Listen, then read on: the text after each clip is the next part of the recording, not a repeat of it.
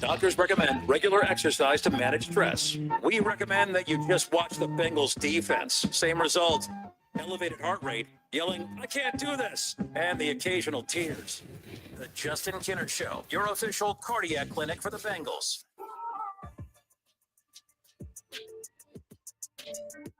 All right, we are off and rolling here on a Tuesday. The Justin Kinner Show presented by Frickers. Frickers, your home for fun food, sports, and spirits. A lot to get into here today still on the show. Jay Morrison from BengalsTalk.com.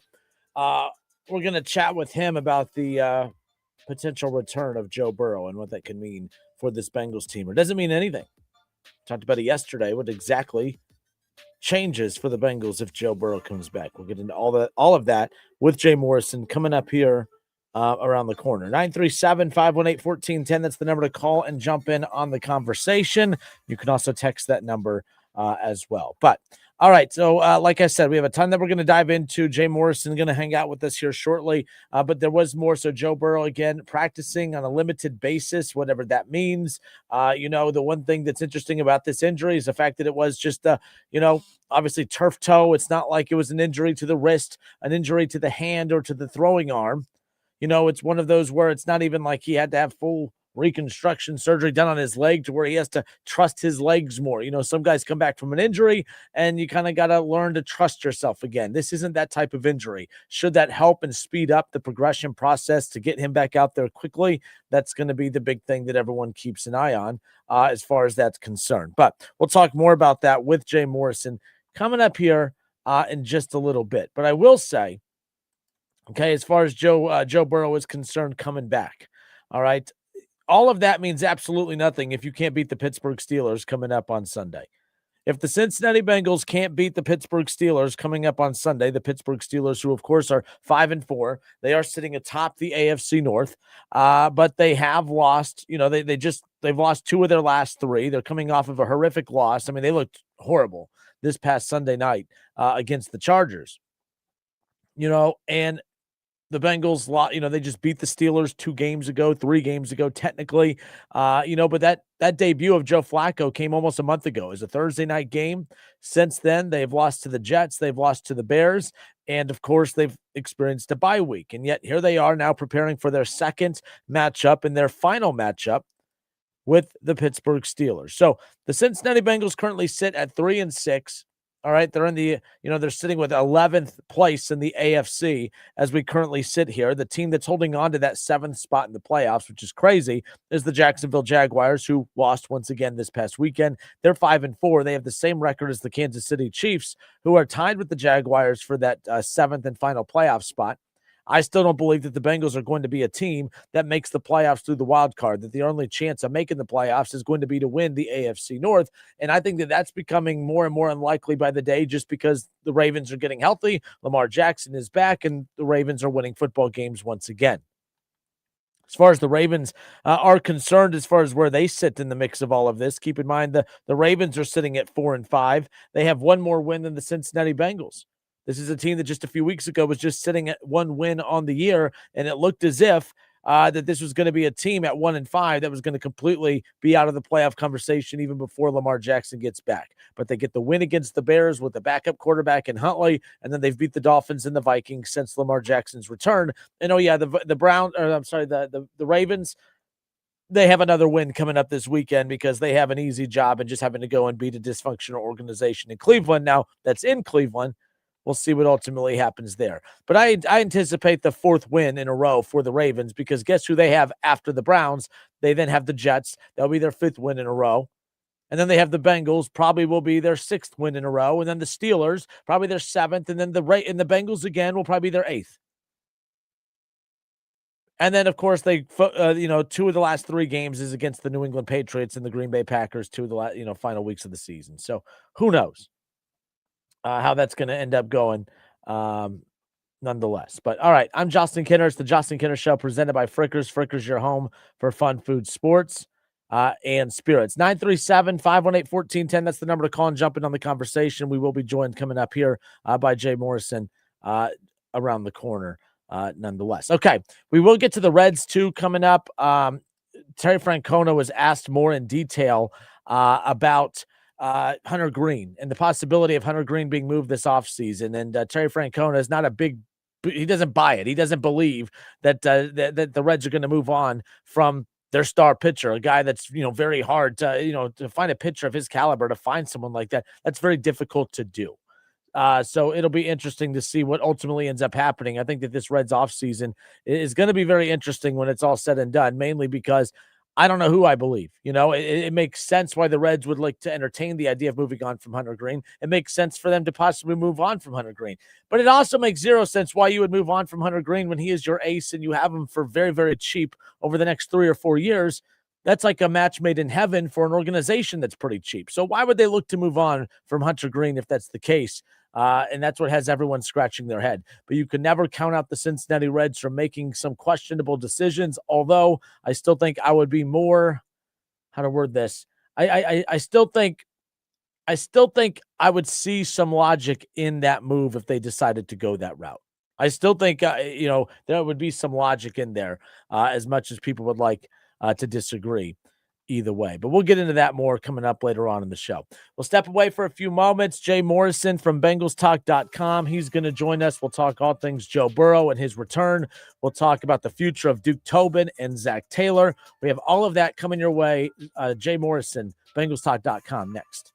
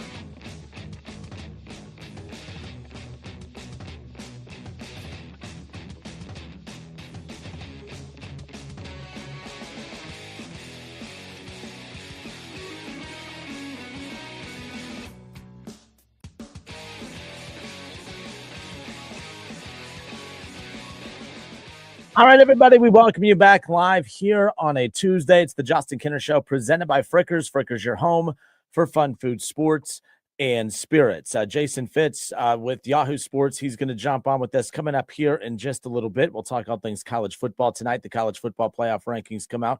The second college football playoff rankings. We'll get into that with him, as well as talk all things NFL coming up around the corner. But I want to talk all things Bengals because, well, there's a lot going on with those Cincinnati Bengals. And joining us now, BengalsTalk.com, Mr. Jay Morrison. Jay, welcome. How are you doing, sir? I'm great, Justin. How are you? I'm good. I appreciate the time, Sure. as always. Look, so Cincinnati, it's like the same story, seems like, for the last couple of years. Explosive offense, defense costing them games. And, even with Joe Flacco in at quarterback, it seems to be the same story right now.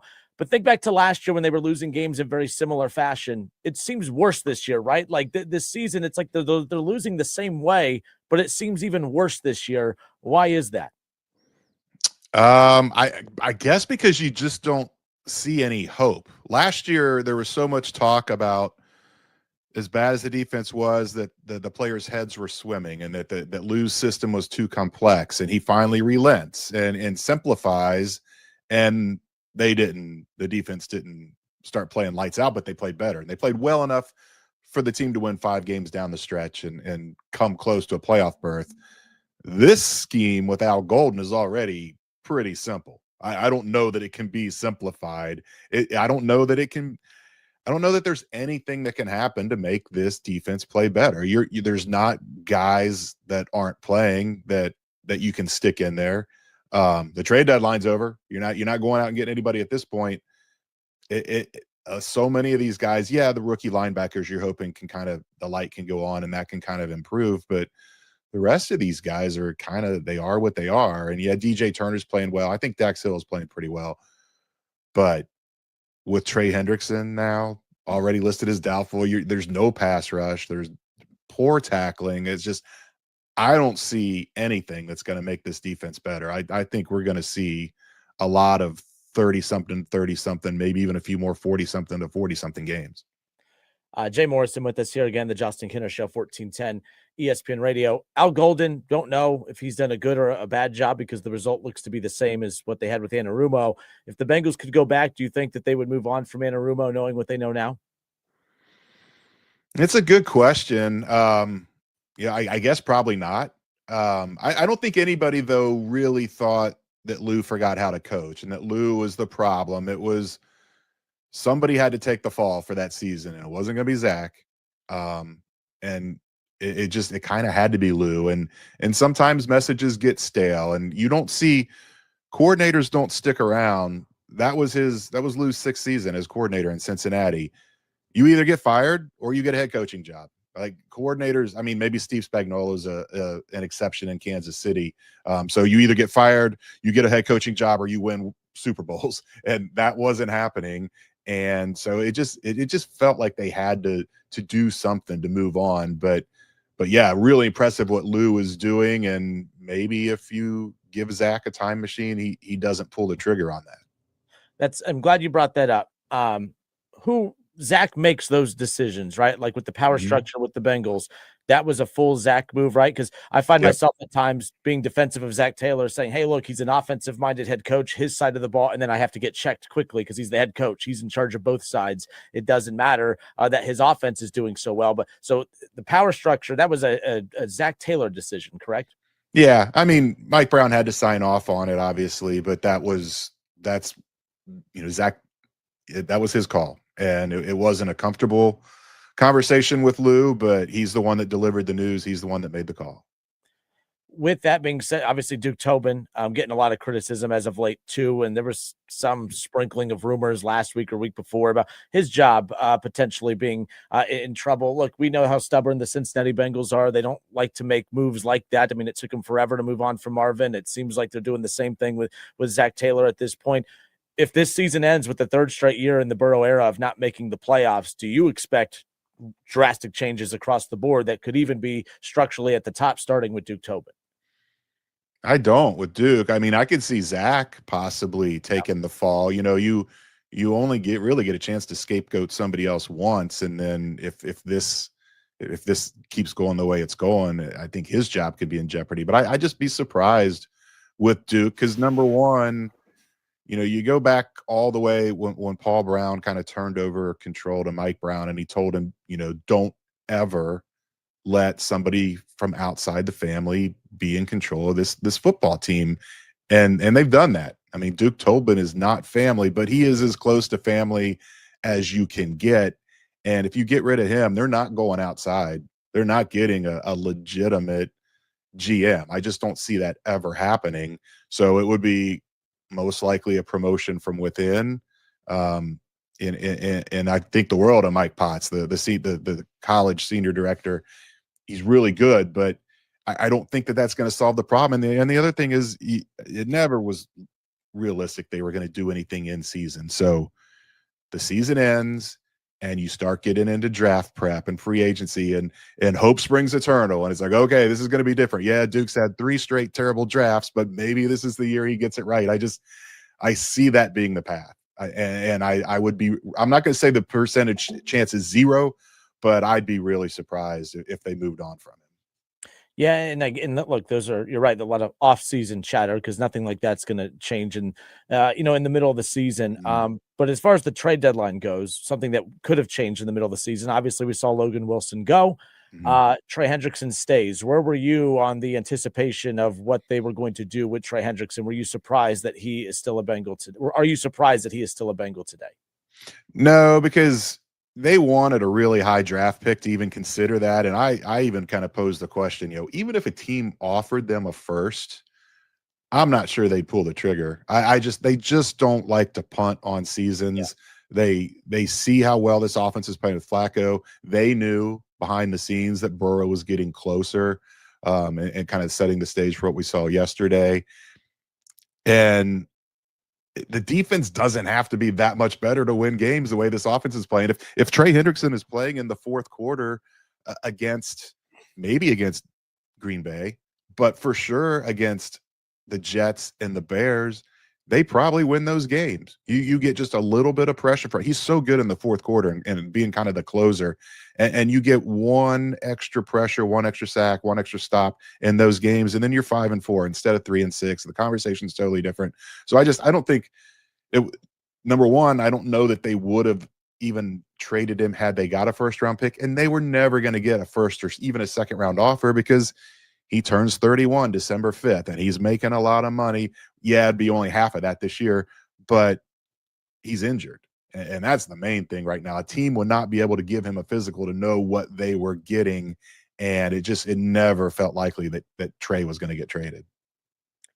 You mentioned, what happened yesterday, which was, of course, the Joe Burrow news that came out, and obviously was anticipated about that mid-December timeframe of when we could potentially have seen him back after the turf toe injury back in week 2. I was surprised at the chatter on social media yesterday as far as look, Joe Burrow is the franchise quarterback. Joe Burrow is better than Joe Flacco, but with how well things are going with Joe Flacco, it's created this weird conversation with the fans as far as, all right, it's not that you don't want Joe Burrow back, but if it's not broke, do you risk trying to fix it, considering Burrow at times takes a little bit to come back or to get going a little bit, whether it's off of a preseason or off of an injury. This team, the margin for error is so slim. So waiting a game or two for him to get it going could be costly if that's the case. Joe Burrow coming back obviously creates a very interesting dilemma, but some are saying, hey, even if he comes back and plays at the Joe Flacco level or better, we've seen this offense click at such a high level. This defense has been so bad. What does Joe Burrow coming back technically even do, as crazy as that sounds? Yeah, I mean, I think you do worry about Joe Flacco and his age and that AC joint injury. Is he going to be able to keep playing the way he's playing? Is he going to be able to keep playing at all? And a couple more hits, and then that might be it for him. And the other thing with Burrow and the slow starts, I mean, the one was a wrist injury. That's totally it goes to throwing the ball. The other one, the calf injury, where he started that season so slow, that was a big part of it too, where they were going to go under center more, and then they kind of ripped up the plan because more backpedaling for him and more strain, just driving the ball to throw it. That the calf was a big part of it. I don't think the toe is as big of an injury, and he even said that yesterday. This rehab has been no way as difficult as his previous ones. And it's just going to be about, more pain tolerance and wearing the special cleat to protect the toe. So I don't think anyone is expecting him to kind of ease back into this so slow, because of the nature of the injury, because of the short time span for the recovery. He was looking great in training camp and came out and was playing okay in the first couple games. So I don't think the slow start is that big of a part of it. I think that the main thing in play here is what's their record when it's his time to actually step on the field. If they're 3-8, what's the point? Thanksgiving night against Baltimore on the road. Is that how realistic do you think that actually is? I know that was kind of hinted at yesterday. He it's not like he committed to that, but he just said, we'll see. Obviously you were there, of course. What's your estimation as far as when we could see Joe Burrow back on the field? Yeah, I asked him about that game specifically, and I think his little smirk said more than his words, which was, we'll see. He said that would be very meaningful to come back. It's a division game. The whole reason I asked him that is because the timeline lines up. 21 days. They've opened this 21-day window. Well, 21 days puts you on the Monday after Thanksgiving, so it's realistic to expect that 17 days, that could be the return for Baltimore. It was last year, I believe, in a press conference, he said how much he wants to play on Thanksgiving or Christmas, how he's always kind of dreamed of that. So he's going back to a place where he got injured with the wrist. It's a Thanksgiving night prime time, and it's against a division opponent. And he said it, this division's wide open. So I do think that is the game that we see him. But again, they've got to do something against Pittsburgh and New England. If they're 3-8, he's going to want to play, but then they're going to have make that decision. Is it the right thing to do? Because 9-8 probably isn't going to win this division. And you have to stretch reality to think they could even go 9-8, win the final 6 games to get to that number. Jay Morrison with us, talking all things Bengals. Joe Burrow, again, returning to practice in a limited form, of course, could potentially, be back, as you talked about, lining up right with that Thanksgiving night game against Baltimore at Baltimore. Now, let me ask you this from a storyline perspective. You talked about, him returning. For one, it's the Ravens. It's a division rival. It's, returning to a place of where he got injured, of course, and he wants to go, those classic games from last year. What's a better Thanksgiving night storyline? Joe Burrow coming back, first game off this injury in the middle of a playoff race at a divisional opponent, or Joe Flacco, former Raven, going into Baltimore, leading the Cincinnati Bengals in a playoff race with, as well as he's playing with the chance to go and put a dagger in his former team. What's a bigger storyline, do you think, from your readers, from your followers, and from the Bengals fan base? Which one do you think is a bigger storyline? I mean, it's always Burrow. It's Burrow here, and then everything else is down here. But you're right. I thought about that too, and I was like, well, he talked about how meaningful that would be for him. I was thinking, well, it would be pretty meaningful for Joe Flacco too. And I went and I looked, and so Flacco has gone back to Baltimore twice since he left them. He hasn't beat the Ravens in Baltimore, so that would be a chance to do that, and it would be very meaningful. But just the cachet, and not just locally within the Bengals fan base, but nationwide, the gravitas that Joe Burrow has, that would definitely be the bigger storyline, that he comes back from surgery after it was 57 days yesterday, so 70 some days. He comes back from surgery to play in a division game in prime time. I don't think anything could top that. All right, last thing on the way out, we keep talking about Thanksgiving. We keep talking about weeks out, but the only thing that matters is the game coming out of this bye week. By the way, was this bye week, was this a good time for a bye week, or would they have loved to get right back out there? I mean, they had to stew on that horrific loss against the Bears for 2 weeks. Was this a good timing for a bye week, or do you think they would have liked to get right back out there? I think it was a good time. Everybody gets away. It felt like I even tweeted at the end of that Bears game that this locker room could be a powder keg. I think there were some tensions rising, and I think it was good for everybody to kind of get away and reset. So yeah, after losses, like back-to-back losses like that, you would like to get right back on the field and try to play. But in this instance, the way those losses happened, the way it's the defense has let down the offense, I think it was good for them to get away. And going to Pittsburgh, that is a tough task. But Pittsburgh looked awful Sunday night against the Chargers, and the Bengals have already beat them once this year. And that offense, the defense too. The Bengals are number 1 in the league in missed tackles at 109. The Steelers are second at 81. There's going to be a lot of points scored Sunday, I believe. Yeah, and again, I think the Steelers at home, they're a 4.5-point favorite as we sit here right now for a 1:00 kickoff. That game on CBS, of course, but it's interesting to have this matchup coming right out of the bye week. And this is the last time they faced each other. That was the Bengals' last win. By the way, how surprised are you at Joe Flacco's level of play compared to what you expected when the Bengals traded for him? It seemed like a desperate lifeline and ended up being, I think, a huge deal. I mean, the Bengals have a chance to continue winning or being in position to win because of him. Are you even surprised at the level of which Flacco is playing, obviously in this offense? Stunned. I mean, when they traded for him, I said it's better than nothing. I mean, they had to do something because of Jake Browning. I did not think that. I thought maybe he could play better than in Jake Browning, but I never ever envisioned this. It's been remarkable, and not just the fact that it's a 40-year-old coming in playing the way he's playing, but to come in on a Tuesday and then play that week, and just the short turnaround and how good it's been. This is the 4 games he started, they are the best offense in the league by a lot of metrics. It's stunning. I never expected anything like this. All right, good stuff. Jay Morrison, Bengals, the Justin Kinner Show. Bengals Steelers coming up this weekend, nonetheless. Jay, appreciate your time as always. I'll let everyone know where they can find you on social media, what projects you have coming up this week.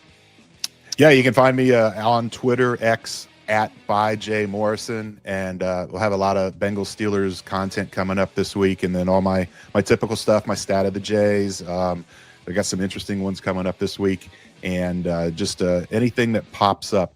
I still feel like we could see one of these offensive guys pop off at the defense here if this keeps going. All right, good stuff. Jay Morrison, appreciate your time as always. Thank you.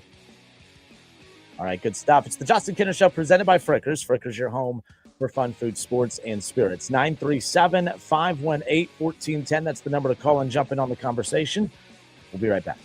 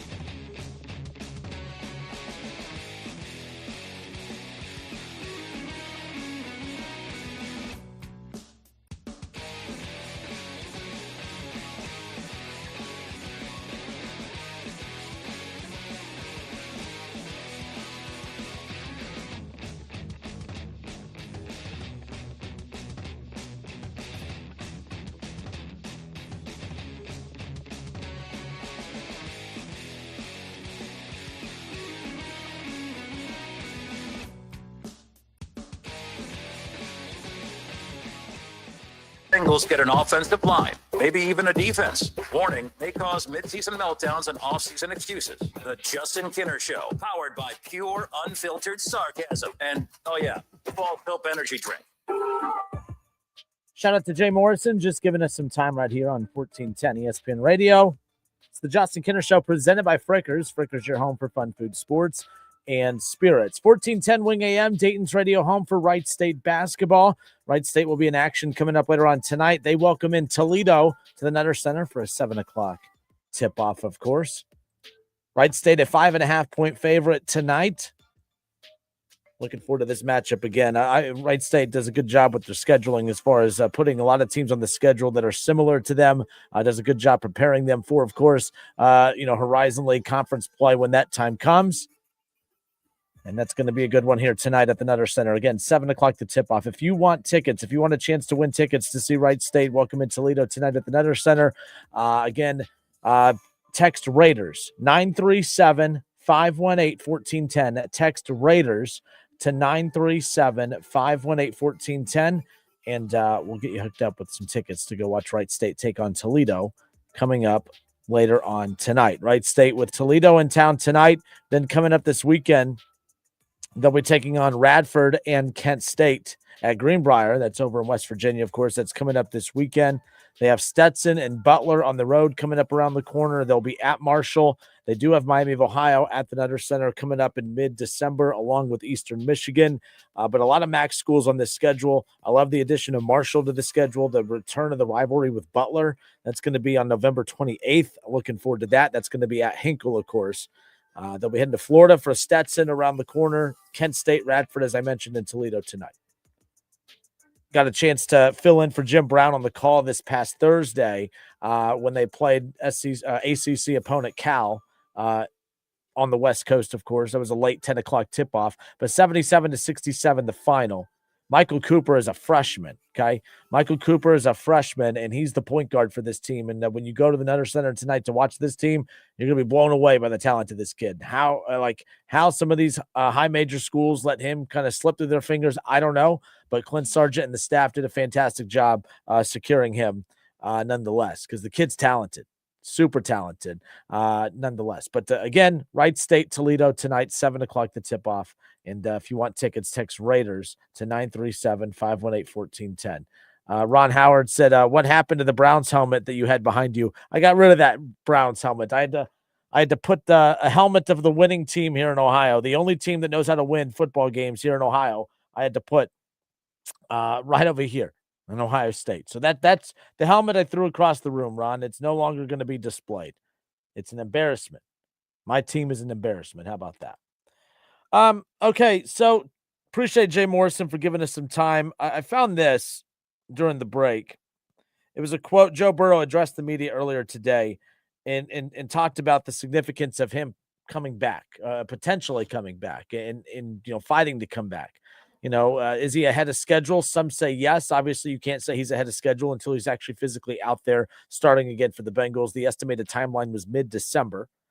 And as we sit here right now, we talked about it with Jay, but Baltimore seems to be that Thanksgiving night seems to be that game that he's truly aiming to get back at. He talked about how that game would mean a lot to him. Well, I'm telling you what, I don't care what means a lot to Joe Burrow. What means a lot to the Cincinnati Bengals team is getting effective quarterback play, the most effective quarterback play that you could possibly get, because your defense stinks.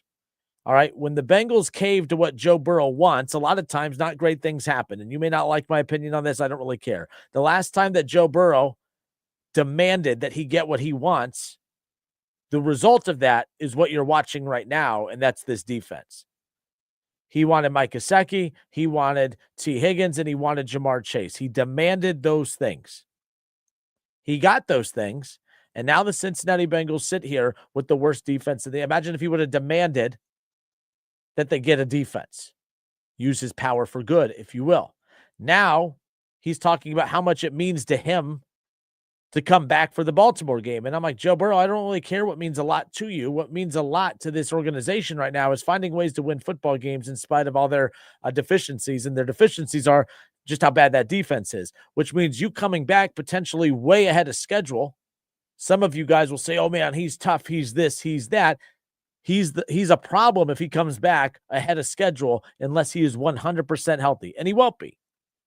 So going out there banged up and potentially impacting the effectiveness and the efficiency of drives, and that results in scoreless possessions with that defense, I don't see how that is what's best for the team. It might be what's best for the ego of Joe Burrow, but it may not be what's best for the Cincinnati Bengals. And to me, Joe Flacco needs to be the quarterback of the Cincinnati Bengals until he is 100% healthy, not cleared, because being cleared and being healthy are two different things. Every year that Joe Burrow has started slow because he's a little banged up from previous year's injury, he was considered cleared to play, not considered 100%. There's a difference. Just because you are cleared to play does not mean you are 100%. Just because Joe Burrow's cleared to return to practice and other stuff, it does not mean that he's 100%. So therefore, I don't care what Joe Burrow wants. It's about what this Bengals team needs. And what this Bengals team needs is the highest efficiency, the highest production possible from the quarterback position. Joe Flacco is going to give them that. Joe Burrow's a better quarterback, but Joe Flacco is what is best for this team right now. And rushing Joe Burrow back just to stroke his ego, I think, is absolutely insanely ridiculous. Every time this team bows down to him, this team gets worse. And they can't afford to let Joe Burrow's ego get in the way, in my opinion. I think he's an egomaniac. I really do. You guys don't see it because you're a Bengals fan, and I get it. Like, LeBron fans don't think LeBron is an egomaniac, but we all know LeBron is an egomaniac. MJ fans don't think that MJ is an egomaniac, but we all know MJ is an egomaniac. Most great athletes are. So you could sit there and say that I'm taking shots at Joe Burrow. I'm not. It's just the reality of it. This guy has an ego, as he should. But at the same time, it's up to the organizations to protect you from your ego. And that's why it's smart of the Cincinnati Bengals to not cave into this. So, and I asked this question to Jay, what's the bigger storyline? Joe Burrow coming back early from an injury and may not be 100% and may not play great and lead to his team losing and basically knocking him out of the playoff race, or Joe Flacco, who's playing at an MVP-like level, returning to his old stomping grounds where he won a Super Bowl and won a Super Bowl MVP, returning to Baltimore with a division rival Cincinnati Bengals team that desperately needs to win games to keep up with them. Imagine Joe Flacco going into Baltimore, carrying the Cincinnati Bengals team the way that he has offensively since he arrived in Cincinnati, and then punching out Baltimore in Baltimore against the quarterback that basically bumped him from his starting job. That to me is the bigger storyline. That to me is way more entertaining than Joe Burrow coming back prematurely. That to me is the bigger storyline when it's all said and done. But we all know where this is going. Jay Morrison said it best. I mean, it's, anything, Joe Burrow is basically God around here. Everyone is going to bow down to what Joe Burrow wants, and we all know that that's most likely going to be the case. So we'll see what happens. Joe Burrow, when addressing the media, about, the importance of him coming back when he is, talking about the division being as open as what it is, saying that our division is wide open. Everything is still there in front of us. It's very rare that our division looks like this, but it does this year. And so I think we'll at least be in it until the end. I disagree. I know he's going to say that. He's going to believe that. But I don't understand how you can watch this team defensively and watch how they can't run the football and watch how one-dimensional this team is and actually think that this team has a fighter's chance. If they would have at least split between the Bears and the Jets, I would say, yes, this team has a fighter's chance, but I can't sit there and agree with that at all, that they have a chance. I don't think this division's wide open. I think that this division is the Ravens to lose. And I think that if the Bengals want any shot of having a chance to win this division, it is going to have to come, of course, from beating Pittsburgh this weekend, which they've done already, but it's going to have to come from beating, of course, Baltimore on Thanksgiving night. But will they have won enough games between now and Thanksgiving night for that game to even matter? I can't be confident that they can go out there and beat Pittsburgh again at Pittsburgh. You just lost to the Jets. You gave the Jets, they were an 0-7 team. They were a winless team. You gave them their first win. You gave the Bears, I can't believe you just gave that game away. They basically gave that game away. That's what's unbelievable when it's all said and done. But 937-518-1410, that's the number to call and jump in on the conversation. You can also text Raiders to 937-518-1410 as well for your chance to win tickets to see Wright State play, take on Toledo coming up later on tonight. All right, we'll step away for a few moments. We'll pick up with this coming up around the corner. But Joe Burrow says that the division is still open, wide open. It's not. It's Baltimore's division. It's Baltimore's division. And the Bengals, 0% shot. They're not making the playoffs. Just not happening. Especially if his ego gets in the way and forces him to come back prematurely. And we all know how poorly he plays at times coming off of long breaks. He may get it going, but by the time he gets it going, how many games would they have lost in the process of allowing him to get acclimated again? That would be the concern I'd have nonetheless. It's the Justin Kinder Show presented by Frickers. Frickers, your home for fun, food, sports, and spirits.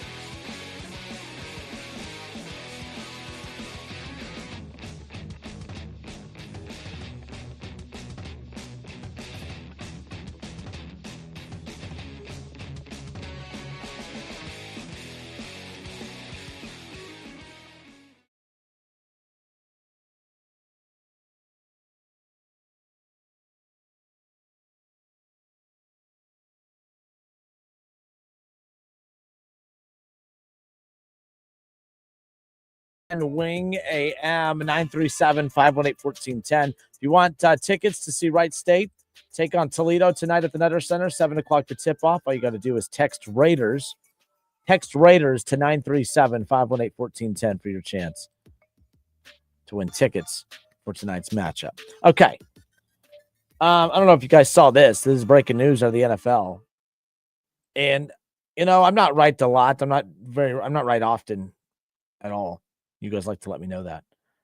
But I remember when the Browns, who had a high draft pick, of course, there was a lot of talk about the Browns potentially taking Travis Hunter, Heisman winner from, of course, Colorado, with that high pick. And I was adamant I did not want Travis Hunter. I thought Travis Hunter might be one of the most overblown Heisman winners in quite some time as far as being overhyped. because I think that we fell for the novelty side of it. I think we fell for the gimmicky side of what Travis Hunter was at Colorado. He was an elite athlete, but he wasn't an elite wide receiver, and he wasn't an elite defensive back. He was a very solid wide receiver, a very solid defensive back, and I think when you put both of those things together, the fact that he could play, pretty much every snap in a game on both sides of the ball, I think people fell in love with that aspect of it. There was a storyline. It was, oh my gosh, we've never seen that before. So, my gosh, he's going to be the most talked about athlete in college football. And I thought last year, I joked yesterday, some years I don't think that they should give out a Heisman. I'm being kind of serious. There's some seasons where I'm like, we don't have to force a Heisman. I don't think some years you don't have to force an MVP. I know that's not how it works, but I didn't think last year was anyone stood out to win the Heisman. You could sit there and say it was Travis Hunter, and all I kept saying is like, look, we're falling for the shiny new toy side of this thing. We've never seen anyone like him be able to do that in quite some time, but it's not like he did anything elite. If Travis Hunter was an Ohio State Buckeye when he was in college, he would not have been a defensive back and a wide receiver. In fact, when you think about the wide receivers that Ohio State has had in recent seasons, Travis Hunter would not have even been the number one or possibly the number two wide receiver at Ohio State. Not a shot. That's just the reality of it. So how can I say I'm a fan of a team that actually has legitimate elite wide receivers? I couldn't put him in that boat with the guys that Ohio State has had to throw the football to. All right. And real talk, Emeka Egbuka, Travis Hunter, the wide receiver. Who are you taking? Real talk. I'm serious, because you're not taking Travis Hunter. If you think back to last year, Travis Hunter in college, Jeremiah Smith, you're not taking you're not taking Travis Hunter over, you're not taking him over Jeremiah Smith. So then it goes to Ohio State's number 2 wide receiver last year. You taking him, or are you taking Emeka Egbuka? You're taking Emeka Egbuka. You think about this year. If he would have had another year of college, he would not be better than Jeremiah Smith, and he would not be better than Carnell Tate. So he's not an elite wide. He's a very, very good wide receiver. And defensive back wise, I thought he was very, very good. He was a very good cornerback, a very good defensive back, but he wasn't elite. So I thought it was absolutely insane to overprop him into the NFL, because he did something in college that no one ever does, because a lot of times you just don't need that.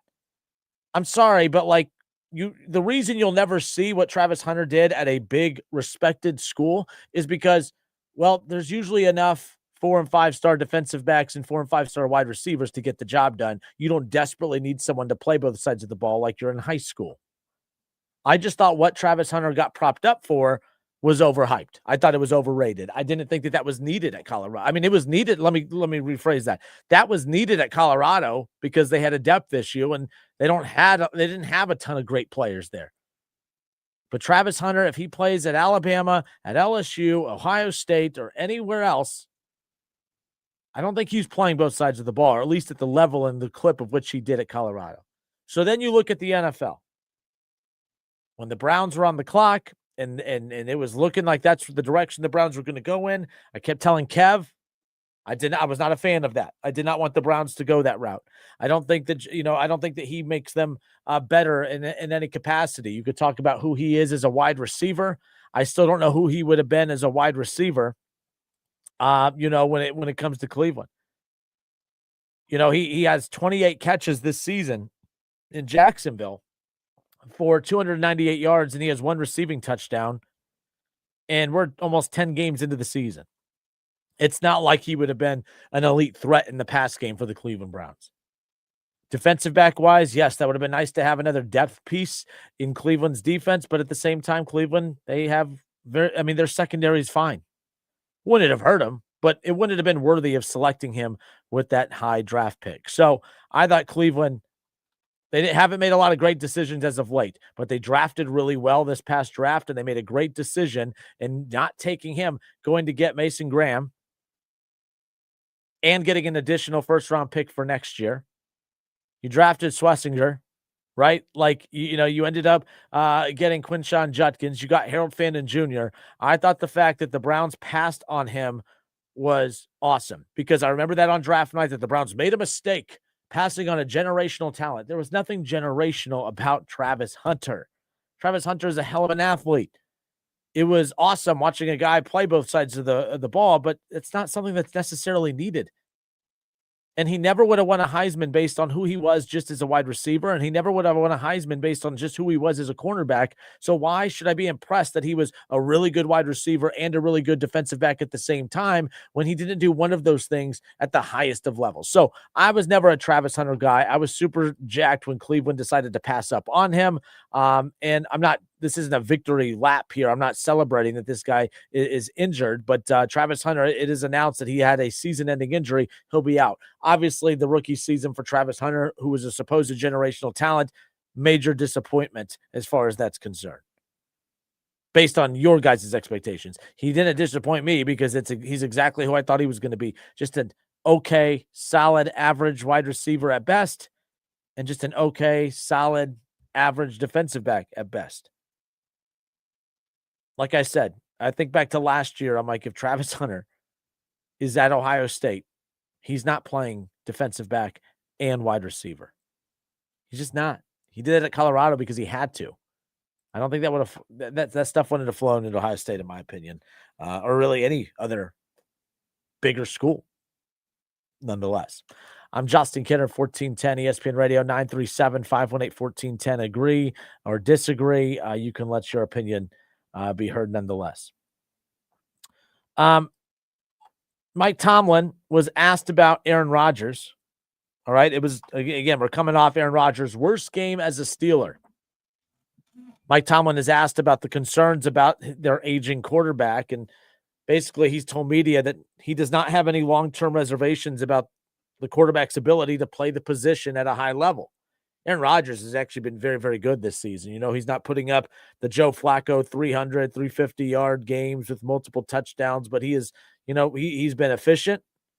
He has led that offense. He's put them in position to win games. They're 5-4. They're first place in the AFC North. They have slumped as of late. He's coming off his worst game as a pro or as a Steeler. He only threw one touchdown. He did throw 2 interceptions in the 25-10 loss this past Sunday against the Chargers. He also just barely completed a hair over 50% of his passes. Now, that does mark his lowest completion percentage in a game over the past 5 years.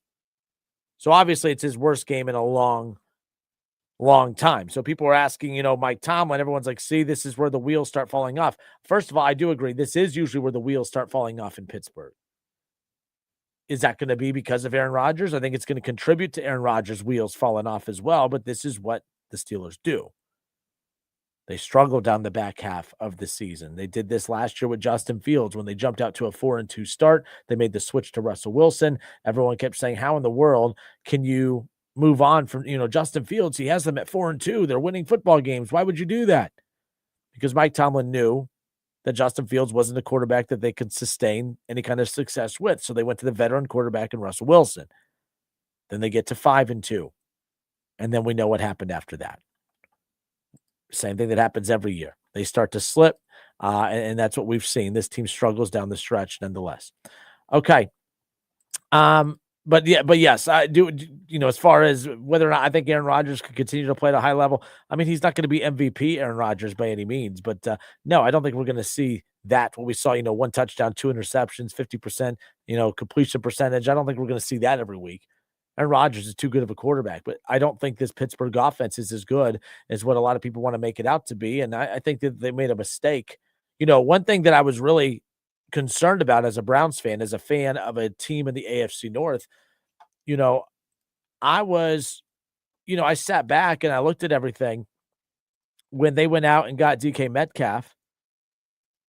I was like, well, why would they, that you get him, and then they had elite 1 and 2 wide receivers. I'm like, oh man, that's how you attack the Cincinnati Bengals right there. You look at the fact that the Bengals have T. Higgins. You look at the fact that the Bengals have Jamar Chase. You look at the elite weapons that they have, and it's just one of those things where, okay, well, how do you attack that? Well, for one, you attack it by going to get, of course, elite, you go get some elite secondary help, and that's what they did. But you have to become more explosive on the offensive side so that you could find a way to keep up with the Cincinnati Bengal offense. That's how you have to do. You have to find a way to keep up with them. It's not just finding ways, like too many teams obsessed with, oh man, we got to load up on defense to try to slow down the Bengals. Guys, I don't think there's an offense. I don't think there's outside of Cleveland, and it's purely a matchup thing, and some of it's an anomaly too. Like there's a lot of teams who have defenses that are built like Cleveland's, but they don't slow down the Bengals offense. Cleveland's defense always does, nonetheless. But so many teams obsessed with, man, how do you stop the Bengals? Oh man, we got to load up on defense. Yes, you do have to make sure you have a solid defense, but what you have to make sure that you have is somewhat of an explosive offense to be able to counter what the Bengals do. The reason that the Bengals are so damn good offensively, even with the bad offensive line and no run game, because they are such an elite passing team, and that's where their bread is buttered. So when the Pittsburgh Steelers moved on from George Pickens, it made sense because Mike Tomlin, leader of men, he couldn't lead this guy. Just like he couldn't lead Antonio Brown, just like he couldn't lead a lot of these wide receivers that always seem to be problems in Pittsburgh, and then they have to get rid of them because the leader of men can't seem to lead them. But moving on from George Pickens, obviously they had to do it because the leader of men couldn't lead him. But the best way that Pittsburgh could have countered Cincinnati was, yes, what they did defensively, but to have George Pickens and DK Metcalf paired up as a 1 and 2 option, and they moved on from George Pickens. In fact, they sent Pickens over to Dallas with the CeeDee Lamb Pickens, duo over there. In fact, the Cowboys are built very similar to Cincinnati, and that's why they put up a ton of points. Their offense is hard to stop, but they're easy to score on, and that's why Dallas loses the football games in which they do. Pittsburgh messed up moving on from George Pickens. They messed up by not willing to find a way to make it work. George Pickens has not been a problem in Dallas. He has not been a diva in Dallas. He's actually done a great job playing with Dak Prescott, playing alongside CeeDee Lamb. And when Dallas does get that defense right in some capacity, assuming that Dallas keeps him, that's going to be a nice, well-rounded team over in the NFC East moving forward. But I thought Pittsburgh was ridiculous. Yeah, when I heard Aaron Rodgers was going to Pittsburgh after they had George Pickens already and they went out and got a DK Metcalf, I said, man, oh man, that's a problem. To have to face that duo twice a season and then to face Jamar Chase and T. Higgins twice a season, and then they just purposely blew that up, doesn't make any sense to me. Doesn't make any sense to me. It's the Justin Kinner Show presented by Frickers. We'll be right back.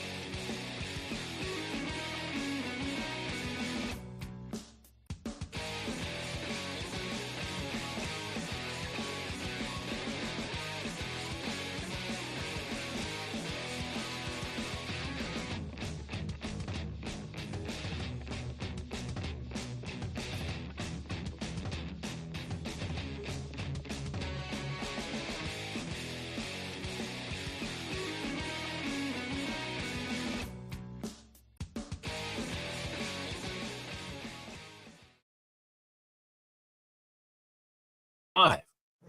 Family might not understand why you're still mad about a 2019 play call, but we do. 1410 ESPN Radio, where you can argue about sports without worrying about getting uninvited to Thanksgiving.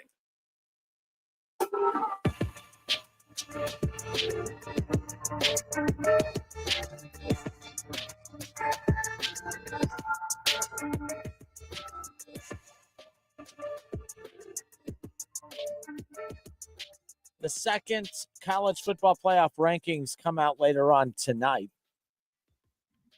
I don't expect a major shakeup, although there should be, but I don't expect one. Look, of course I'm a Buckeye fan. I'm a diehard Ohio State fan, but I try to, not be biased when I crack this mic when talking about college football in general, because it's very easy just to say, well, Ohio State's the best team. There's no questions asked. I think there's a lot of questions that need to be asked about the committee's approach to how they put these rankings together, because I don't think it makes a whole heck of a lot of sense how you could have Texas A&M at number 3 over Ohio State, who I think has a resume that's not that impressive compared to theirs. And I think that Indiana, although I was a bigger Indiana not believer, but I had a more of a fight for Indiana before they only won by 3. Or only won by, a possession at Penn State this past weekend, a team that's lost 6 straight.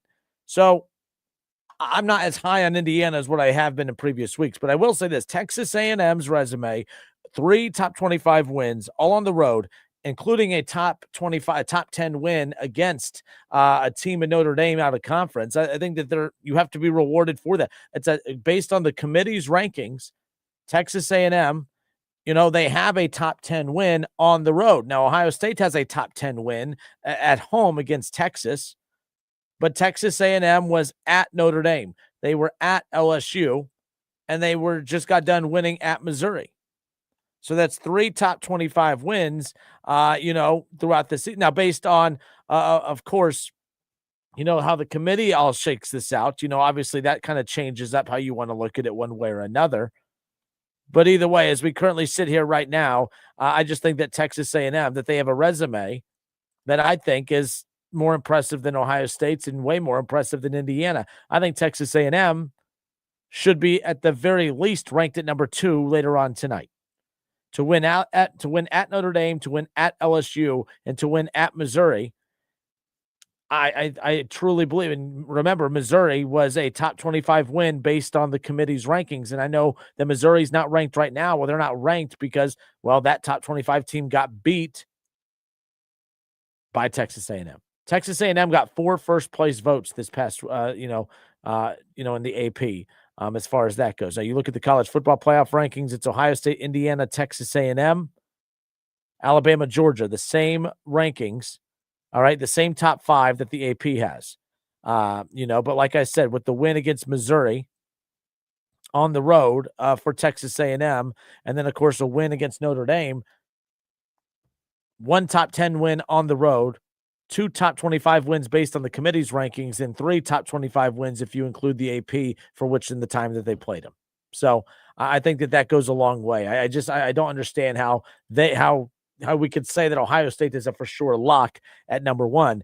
And then I got a chance to hear Lane Kiffin speak on this very matter. He was asked at his press conference whether he thought that the committee did a good job as far as where they placed their teams. And he went to bat for Texas A&M compared to Ohio State, and he used the Notre Dame game as a big talking point. Take a listen. Texas A&M being 3, what more do you want them to do to be 1? Like I said, when people want to schedule and they say, okay, man, we need you to schedule hard teams. You're going to have now 9 SEC and then play another hard one. Well, they went up to Notre Dame and won. So those people that say, man, those schedules are worth it to play that. What if they didn't play Notre Dame? If they just played whoever and just had an easy win, they'd be ranked in the same spot. So what good did that do if that's not rewarded? When I hear that, I don't know how you guys, outside of the fact that you're going to choose not to give him credit for that comment because you hate the SEC and you don't like Lane Kiffin, but he's right. What is the good? We keep telling these teams the importance of challenging yourself in the non-conference. What the hell's the point, right? Now you're going to say, well, Ohio State challenged themselves in the non-conference with, taking on Texas. Absolutely. But Texas at home versus Notre Dame on the road is completely different. And Texas, Texas is not a top 10 team as we currently sit here right now. Notre Dame is. Now I'm splitting hairs. Texas is at 11, Notre Dame at 10, but it is what it is. No, Texas A&M has a top 10 road win on their resume. They have a top 25 road win on their resume. Ohio State has a win at home against the number 11 team in the country. All right. Illinois is not in the top 25. All right. Washington is going to be bumped out as they picked up their third loss. So they don't have a top 25 win anymore against Washington. So that's going to be the thing to keep in mind as this comes up later on this evening when these rankings come out and how they're put together. I don't think we're going to see, I do think we'll see some movement at the top. I don't think they're going to have the guts to put Texas A&M at number 1. But I do think you could put Texas A&M at number 2. I think for Indiana to be the number 2 team in the country, to go up against a 5-loss team, now 6 straight loss team who fired their head coach. If you're Indiana and you go on you go against that 5-loss team like that, and you need every single tiny second of that game clock to beat them, I think that you should be held accountable for that. But Justin, they won. I get that. That's not how this works, though. The NFL, it doesn't matter. The NFL style points don't matter. A win is a win. In college football, a win is not just a win. You have to win, and it's not that you win, it's how you win. And I'm not saying Indiana that was a bad win. It was an exciting win. It was a fun finish. But that wasn't a great performance. And I think that the fact that you look at Texas A&M with all that they have on their resume, I think that should at least bump them above Indiana. I think Indiana should be at 3. Texas A&M should be at 2. Ohio State at 1. And there's part of me that also believes that Texas A&M should be at number 1. But I'm not going to go as far as to say that. But I also, if they are number 1 tonight, I'm not going to sit there and say, oh, man, they have no business being at number 1. They absolutely do. Texas A&M has a very good case to be the number 1 team in the country. Probably should be the number 1 team in the country. They won't be, but they should be, in my opinion. And that's not a shot at Ohio State. But Lane Kiffin's correct. They are on you about putting challenging games in your non-conference. They budged. They added the extra SEC game because people didn't like the weak non-conference matchup that they put on their schedules. So, okay, you're going to play an extra SEC game and you want them to play a Notre Dame caliber opponent. Well, why? Because he is correct. Texas A&M is 8-0. If they would have beat who the hell is that state as opposed to Notre Dame, they would still be number 3 behind Ohio State and Indiana. Well, they beat Notre Dame on the road in their non-conference slate. And what has that done for them? Nothing. They haven't, you know what I mean? So if you beat nobody state or beat top 10 Notre Dame on the road, shouldn't you be rewarded for that? And they're not being rewarded for it. So why put them on your schedule? It's stuff like this that is going to deter teams from putting those types of games on their schedule. And I don't blame. I think Lane Kiffin is 100% correct. I agree with him 100% on that. From that aspect, I do agree with him that what is the point of playing in Notre Dame? And you could say, well, Ohio State's being rewarded for their non-conference win over Texas. Okay. If all things are equal, take the non-conference games out of the equation. You still have an LSU road win, and you still have a Missouri road win. Ohio State has what? 3-loss Washington. Ohio State has 3-loss unranked Illinois, unranked Washington, unranked Illinois, 5-loss Penn State. So, no, I don't think the non-conference games are equal. One went on the road and one had Texas at home. I think that matters as far as that goes. We'll see what happens. So Chad Kinster on Facebook says the difference is that Ohio State has dominated everyone, even the closer scoring games. The dominance in all aspects has been OSU in every game. Yeah, but when you talk about Ohio State dominating opponents, look at who they're playing. The Big Ten is not good, guys. Like, I'm not going to sit here and pretend that the Big Ten is something to brag about. It's just not. We had taken a look at the standings yesterday. I mean, you want to look at the Big Ten right now. I mean, I'm counting 1, 2, 3, 4, 5. There are 5 teams with 1 Big Ten win or less. There are 3 teams who are 0-6, 0-6, and 0-7. There's 2 1-5 teams and a 2-5 team in Big Ten. Then there's UCLA at 3-3 with Illinois and Northwestern and Washington and Nebraska. The Big Ten is not good. It's just not. So when you talk about Ohio State, dominating opponents, yes, I would hope you can. And Chad, you and I, we see on the same page more times than not. I just disagree with you on this. I mean, you should dominate Grambling. You should dominate Ohio. You should dominate the 3-loss Washington and the 3-loss Illinois team. Minnesota's 4-2 in Big Ten play, and Ohio State dominated them. Okay. But you should dominate Wisconsin. Wisconsin's bad. All right. Penn State's bad. Purdue is Purdue. I mean, come on. And then you're going to have UCLA and Rutgers over the next 2 weeks. UCLA is winless in Big Ten play. They've moved on from their head coach. They're going to, and same thing with UCLA. So that's why I'm kind of bullish on them as far as that goes. Chad Kinzer says Texas was number 1 at that point. That's on the AP for ranking Manning, not Texas. Yeah, and I think we all agree. I don't think Texas was truly the number 1 team in the country, not just because they lost to Ohio State, but do they look like the number 1 team in the country? At no point has Texas looked like the number 1 team in the country as far as that goes. But either way, I am curious how that's all going to unfold tonight. I just think don't forget the fact, okay, that the college football playoff ranking reveal, it's still an entertainment. There's still entertainment in this. And I have a hard time believing that they're going to put out the same rankings back-to-back weeks. They had the same top 5 as the AP in the first rankings reveal. Are they going to do the same thing again? Because there was a shakeup in the AP rankings, of course. Nonetheless, I'm sorry, there was not a shakeup in the AP rankings. Ohio State, Indiana, Texas A&M, all stayed 1, 2, and 3. I don't get how the AP ranking was fine with keeping Texas A&M at number 3 when Indiana struggled. Like, this is what I was talking about yesterday. People fell for it was such a entertaining finish between Indiana and Penn State. We forgot that Indiana struggled to beat a 5-loss team. Texas A&M, they blow out top 25 LSU 49-25 on the road. They just blew out top 25 Missouri 38-17 on the road. Right? Like it was a 1-point win against Notre Dame, but they put 41 points up on the board against Notre Dame.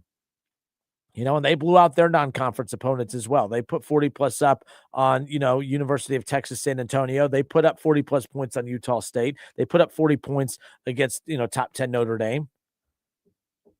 Their worst win, if that's what you want to call it, their worst win was a narrow win against Auburn, 16-10. Outside of that, 31-9 against Mississippi State. Put up 34-17 against Florida, 45 points up against Arkansas. And they're going to have South Carolina and Samford, and then they close out the regular season against Texas. So, Texas A&M is going to have a like opponent to close out the season. They'll close out with the team that Ohio State opened up with.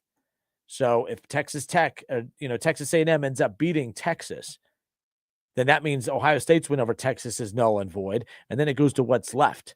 You better hope Michigan's still a top 25 team by that point, because that'll be the only thing to make sure that you still prop up Ohio State to remain the number 1 team as we continue on down that stretch. But either way, the rankings come out tonight. We'll see what ends up happening with that. I still think there's going to be a little bit of a shakeup. I think that at the very least, Texas A&M is the number 2 team in the country later on tonight. You cannot fall for the Indiana drama at the end of that game. As I said, there was a lot of people that was talking about Mendoza, that was his Heisman moment. I said that you can't have a Heisman moment, but have an average quarterback performance for 3.5 quarters, and that's what it was. And I'm saying average. It was bad. Up until the middle of that, up until that final drive, the only thing he had done was throw an interception and throw for less than 200 yards in that final drive. That's that same defense that another Heisman contender in Julian Sayin threw for 4 touchdowns and 300+ yards against the week before. But because Julian Sayin did his job for 4 full quarters, and Mendoza took 3.5 quarters off and basically 3 quarters off, and then decided to flip a switch on the final possession or final 2 possessions of the game, that now we're going to say that Heisman moment trumps everything else? You don't get to light your house on fire and then get a star on your chart for putting the fire out. You don't get to be a hero for putting out a fire that you started. So no, I'm not going to get on board. I'm not going to overreact to the Mendoza Heisman moment. It is not a Heisman moment. You don't get to be bad for 3 3/4 and then have an impressive 2 drives to win the game against a 5-loss team and be put up on everyone's shoulders and say that's a Heisman winner right there. No. Is what it is. Chad Kinster says, put homerism aside. Who wins, Ohio State or Texas A&M, and Ohio State versus Indiana? I like Ohio State over Indiana. I think Indiana has been more susceptible to resistance all year than the other two. I also know that Texas A&M's offense is something that Ohio State's defense has not seen at all. But I also know that Ohio State's defense is something that Texas A&M has not seen all season either. I would love to see Texas A&M and Ohio State run into one another. I hope that that's the case. I think that would be phenomenal. Because Chad, I'm with you. I know the easy thing is to say, oh, Ohio State beats Texas A&M easily, but I don't know if that's necessarily the case. I think, Ohio State should probably win, right? I don't know what the Vegas line would be either. I don't know what the line would be and if Ohio State and Texas A&M went head-to-head. But Texas A&M's offense is pretty damn explosive. It's pretty dang good itself. That team is explosive offensively as far as that goes. So as far, the quarterback in Marcel Reed completes just under 64% of his passes. He's thrown for 19 touchdowns.